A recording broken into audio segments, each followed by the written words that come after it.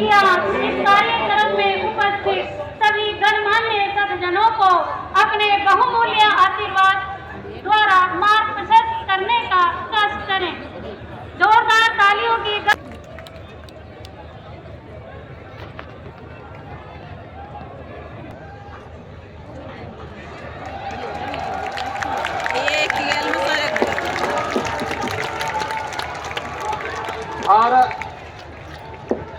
भारत माता की, भारत माता की, भारत माता की।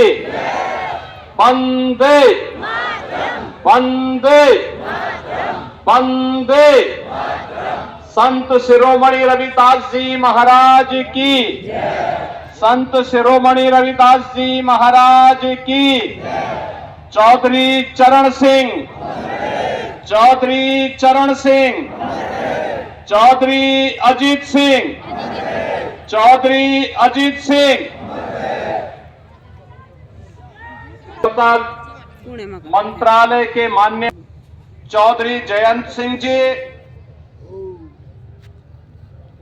उत्तर प्रदेश सरकार में मंत्रिमंडल के मेरे वरिष्ठ सहयोगी श्री अनिल कुमार जी, प्रभारी मंत्री भाजपा श्री केपी मलिक जी, लोकप्रिय सांसद श्री राजकुमार सांगवान जी, माननीय सांसद बिजनौर श्री चंदन सिंह चौहान जी, हमारे लोकप्रिय विधायक डॉक्टर अजय कुमार जी, श्री योगेश धामा जी, श्री भारतीय जनता पार्टी और राष्ट्रीय लोकदल के सभी सम्मानित पदाधिकारीगण और अपने प्रिय नेता के सम्मान के लिए आज उनकी पावन जयंती कार्यक्रम में उपस्थित बागपत के मेरे सभी उपस्थित बहनों और भाइयों, मैं बागपत की इस पावन धरा को, जो महाभारत कालीन एक पावन धरा है और जिस धरा को भारत के अन्नदाता किसानों के मसीहा के रूप में चौधरी चरण सिंह जी का सानिध्य प्राप्त हुआ हो, इस पावन धरा को कोटि कोटि नमन करते हुए आप सबका मैं अभिनंदन करता हूं। बहनों और भाइयों, ये एक दुर्लभ संजोग है। आज माघ पूर्णिमा है, संत शिरोमणि सद्गुरु रविदास जी महाराज की पावन जयंती और अपने पूज्य पिता की विरासत को, दुनिया के प्रतिष्ठित पैकेज को छोड़ करके मातृभूमि की सेवा के लिए अपने आप को समर्पित करने वाले पूर्व केंद्रीय मंत्री चौधरी अजीत सिंह जी की भी पावन जयंती का कार्यक्रम है।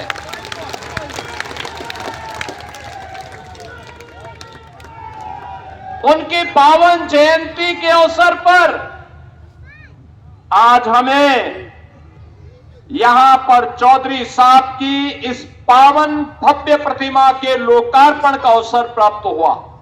मैं इस अवसर पर उनकी स्मृतियों को नमन करते हुए वासियों की ओर से उन्हें विनम्र श्रद्धांजलि अर्पित करता हूं। बहनों और भाइयों, चौधरी अजीत सिंह जी, उनकी प्रारंभिक शिक्षा इस पश्चिमी उत्तर प्रदेश में होती है। वे कालविन तालुकदार कॉलेज लखनऊ में जाकर के उन्होंने सीनियर सेकेंडरी तक की शिक्षा अर्जित की। लखनऊ विश्वविद्यालय में उन्होंने पीएचडी किया। अपने समय के प्रतिष्ठित आईआईटी खड़गपुर से उन्होंने बीटेक की डिग्री ली और उसके बाद एमएससी के लिए उन्होंने दुनिया के प्रतिष्ठित संस्थान यूएस के एक प्रतिष्ठित संस्थान में जाकर के शिकागो से उन्होंने एमएस की कंप्यूटर साइंस में डिग्री लेने के बाद वहीं पर उन्होंने प्रतिष्ठित कंप्यूटर कंपनी आईबीएम में कंप्यूटर साइंटिस्ट के रूप में सेवा प्रदान की। 2 दशक तक वहां कार्य करने के बाद उन्हें लगा कि नहीं, ये पैसा, ये प्रतिष्ठा अगर मैं देश की सेवा करके करूं, अपने अन्नदाता किसानों की सेवा करते हुए देश को आगे बढ़ाने में करूं तो और अच्छा होगा। और भारत वापस आने के बाद कुछ समय तक उन्होंने सेवा के कार्यक्रम को बिना किसी दलीय प्रतिबद्धता के साथ आगे बढ़ाया और 1986 से सक्रिय राजनीति में रह करके उन्होंने इस पूरे क्षेत्र को, प्रदेश को, देश को एक नेतृत्व देने की दिशा में आगे बढ़े। आज चौधरी अजीत सिंह जी हमारे बीच नहीं है, लेकिन उनकी स्मृतियां हैं, उनके द्वारा किए गए कार्य हैं, उनका अनुभव है, उनके द्वारा जो मार्गदर्शन दिया गया, उस कालखंड से जुड़े हुए लोग हमारे सामने मौजूद हैं। उस समय के युवाओं को उनको जो नेतृत्व उन्होंने दिया था, वे आज जीवन के अलग अलग क्षेत्र में कार्य कर रहे हैं। उन सभी कार्यक्रमों को आगे बढ़ाते हुए आज केंद्र और राज्य सरकार चौधरी चरण सिंह जी की, चौधरी अजीत सिंह जी के इन कार्यक्रमों को आगे बढ़ाने का कार्य कर रही है। यही डबल इंजन सरकार की ताकत है और उस ताकत को आगे बढ़ाते हुए मुझे प्रसन्नता की अनुभूति हो रही है। बहनों और भाइयों, आज मैंने यहां पर देखा है बहुत भव्य प्रतिमा चौधरी अजीत सिंह जी की यहां पर लगी है और सचमुच ये पहली प्रतिमा, मुझे बताया गया पहली प्रतिमा यहां पर लगाई गई है। सचमुच वो प्रतिमा इस बात को दिखाती है, चौधरी अजीत सिंह जी में एक तेवर था, एक किसान का तेवर था। वे एक टेक्नोक्रेट थे, वे एक साइंटिस्ट थे और कंप्यूटर साइंस के बारे में जब देश में ना के बराबर लोग जानकारी लेते थे, तब उन्होंने दुनिया की इस प्रतिष्ठित कंपनी के माध्यम से डिग्री लेकर के कंपनी के माध्यम से इस फील्ड में प्रवेश किया था। देश के जब इन्हें चुने गिने लोग कंप्यूटर साइंस के बारे में जानकारी लेते थे, उस समय उन्होंने डिग्री लेकर के दुनिया में इस कार्यक्रम को आगे बढ़ाया। लेकिन जब देश को आवश्यकता पड़ी उनकी सेवाओं की, उस पैकेज को ठोकर मार करके वापस अपने देश में आए और फिर देश की सेवा करते हुए उन्होंने पूरा जीवन अन्नदाता किसानों के लिए, युवाओं के लिए, भारत के विकास के लिए, जीवन के भारत सरकार के अलग अलग मंत्रालयों को नेतृत्व देते हुए उन्होंने इस कार्यक्रम को आगे बढ़ाया। आज वे हमारे बीच नहीं है, लेकिन उनकी स्मृतियां हमारे बीच में है, उनका मार्गदर्शन हमारे बीच में है, उनके द्वारा किए गए कार्य हमारे बीच में हैं। उससे प्रेरणा लेकर के आगे बढ़ने की आवश्यकता है। बागपत तो उनके हृदय में बसता था, लगातार यहां के विकास के लिए चिंतित रहते थे। आज जो विकास हम पश्चिमी उत्तर प्रदेश में करा पा रहे हैं, ये चौधरी चरण सिंह जी को उनके द्वारा प्रदेश के अंदर मुख्यमंत्री के रूप में, केंद्रीय मंत्री के रूप में उनका जो मार्गदर्शन उस कालखंड में प्राप्त हुआ, उनके संदर्भों को लेकर के ही हम आगे बढ़ पाते हैं। और आज मुझे बताते हुए प्रसन्नता है, बहनों और भाइयों, आज जब हम यहां पर उपस्थित हैं, मुझे बताते हुए प्रसन्नता है कि आज यहां पर जब हम एकत्र हुए हैं, तो यहां पर आज 350 करोड़ रुपए से अधिक की परियोजनाओं का लोकार्पण भी हम लोग बागपत जनपद के लिए कर रहे हैं। मैं इसके लिए यहां के माननीय सांसद जी को, माननीय विधायकों को, माननीय जयंत जी को, सभी अन्य माननीयों को हृदय से बधाई देता हूं। आप सभी को अपनी शुभकामना देता हूं। बहनों और भाइयों, आज मुझे बताते हुए प्रसन्नता है कि यहां पर विकास की इन बड़ी बड़ी परियोजनाओं के साथ कनेक्टिविटी की योजना भी है, नए संस्थान बनाने के कार्यक्रम भी है, सड़कों के निर्माण का कार्यक्रम भी है। ये बागपत का तो अपना इतिहास है। याद करिए, 5000 साल पहले जब दुनिया में अंधकार था, दुनिया को किसी प्रकार की कोई जानकारी नहीं थी, तब 5000 साल पहले पांडवों ने जो 5 गांव मांगे थे, उनमें से बागपत एक गांव था, बागपत एक था।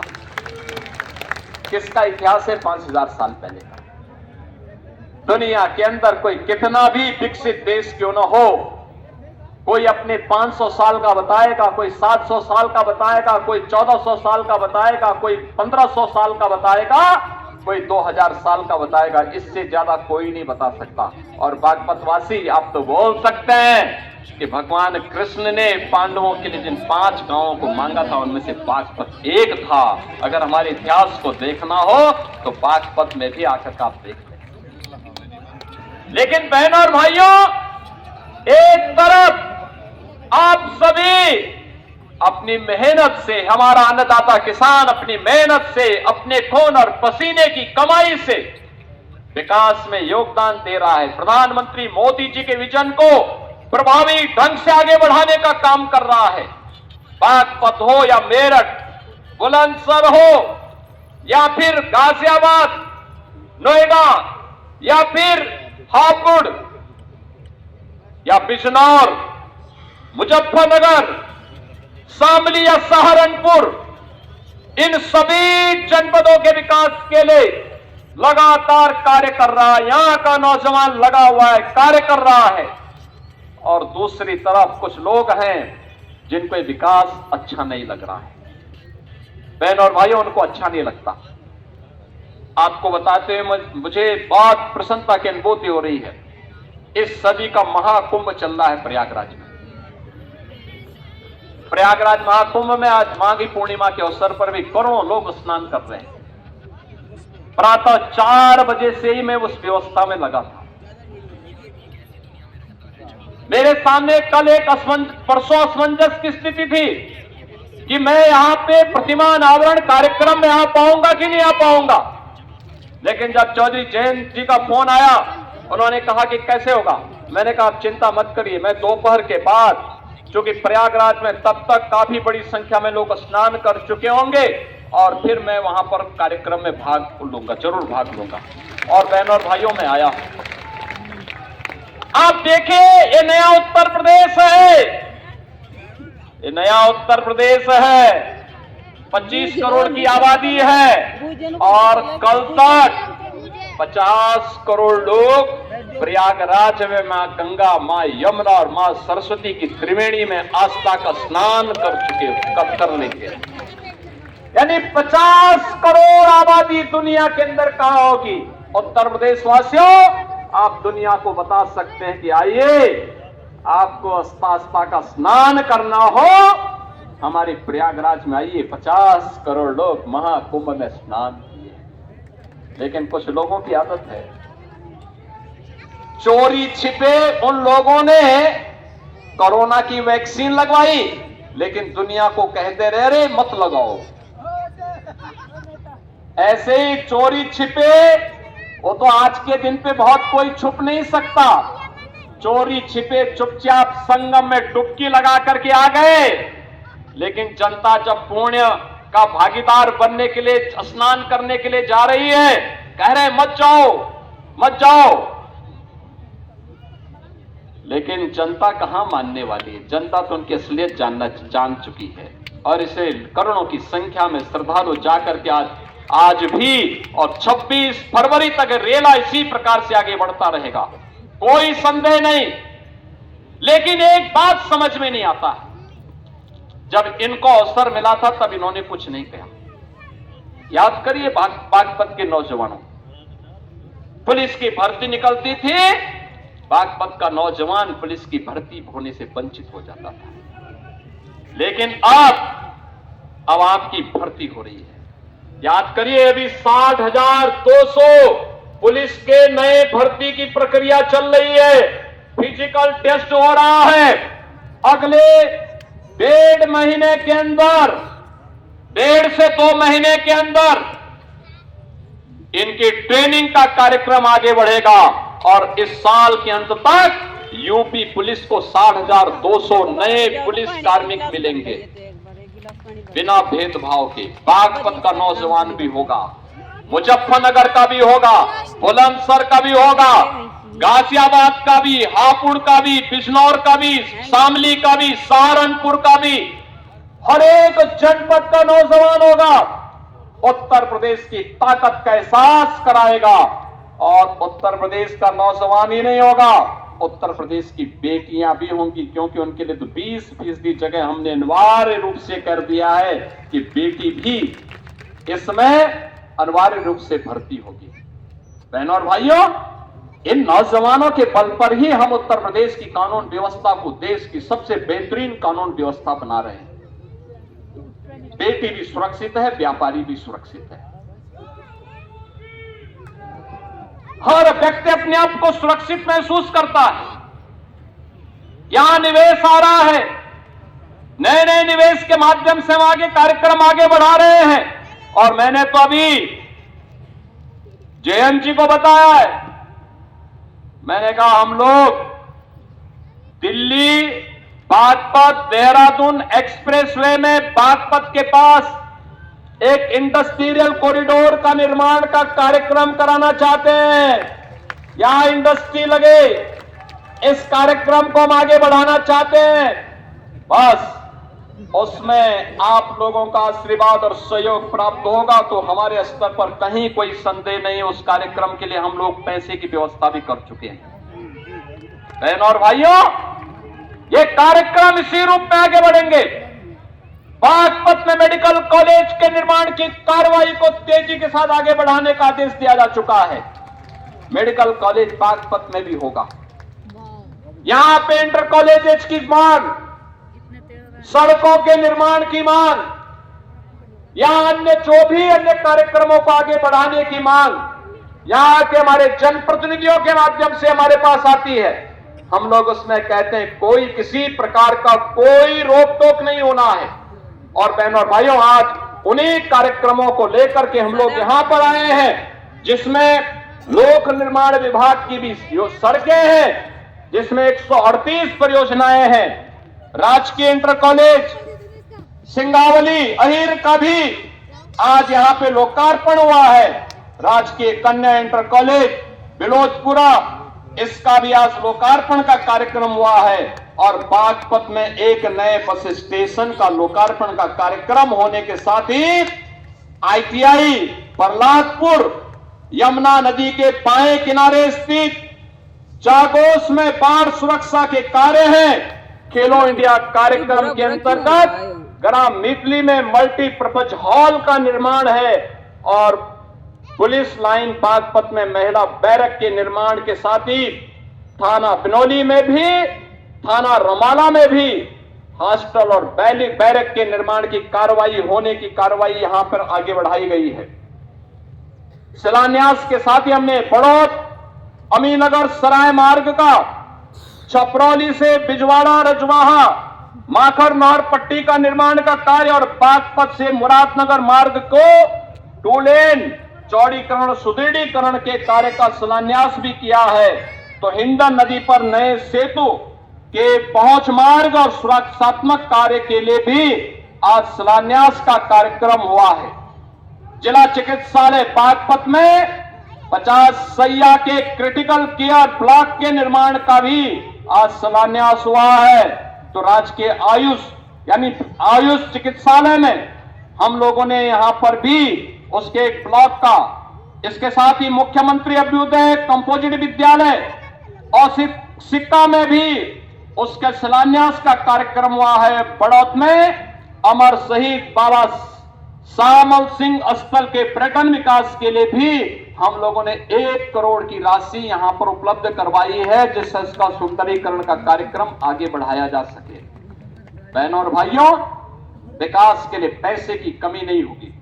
मुझे तो केवल आपसे एक बात कहनी है, और वह ये कहनी है कि यहां पर हम लोगों ने सचमुच यहां का हमारा अन्नदाता किसान अपनी मेहनत से उसने खेती के नए तकनीक को अपना करके कैसे विकास की बुलंदियों को और आमदनी को कैसे बढ़ाया जा सकता है, कोई सीखे तो हमारे यहां पश्चिम के किसानों से सीख सकता है।